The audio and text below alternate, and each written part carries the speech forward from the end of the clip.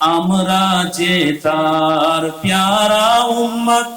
শুধু মুখের কথাই হবে না ভাই, এই জন্য চোখ বন্ধ করে আমি আপনি যদি দুনিয়াতে একমাত্র শুধুমাত্র one and only prophet Muhammad সাল্লাল্লাহু আলাইহি সাল্লামের, আমার আপনার দয়ার নবী মুহাম্মদ সাল্লাল্লাহু আলাইহি সাল্লামের মত পথ তরিকা আদর্শ সিলসিলা অনুযায়ী জীবন পরিচালনা করতে পারি, আমরা দুনিয়াতেও কামিয়াব হব, আখিরাতেও কামিয়াব হব।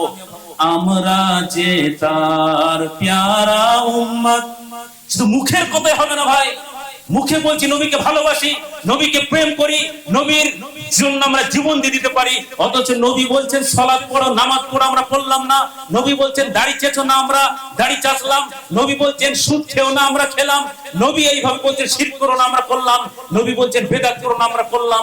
তাহলে প্রকৃত নবী প্রেমিক আমরা হতে পারবো না।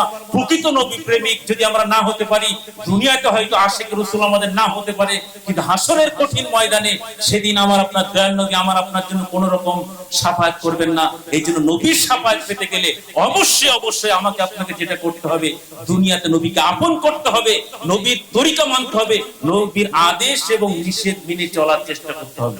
এই জন্য আল্লাহ সুবহানাহু ওয়া তাআলা আমাদের প্রত্যেককে সুমতি দান করুন, দুনিয়াতে আমাদের শিরক মুক্ত ঈমান এবং বেদাত মুক্ত আমল নিয়ে কবরে যাওয়ার তৌফিক দান করুন।